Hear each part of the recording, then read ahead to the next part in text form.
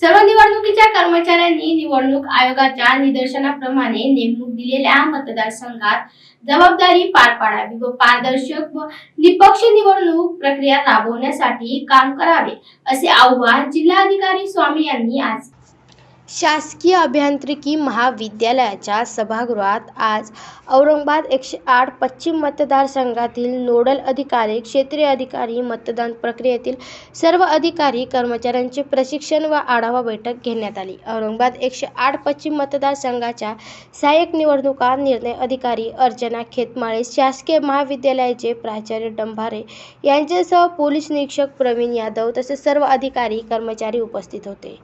जिल्हाधिकारी स्वामी यावेळी म्हणाले, लोकशाही बळकट करण्याची जबाबदारी आपली सर्वांची आहे. कर्तव्य म्हणून मतदानाची प्रक्रिया यशस्वी करण्यासाठी निवडणूक आयोगाच्या निर्देशानुसार सर्व जबाबदाऱ्या पार पाडाव्यात.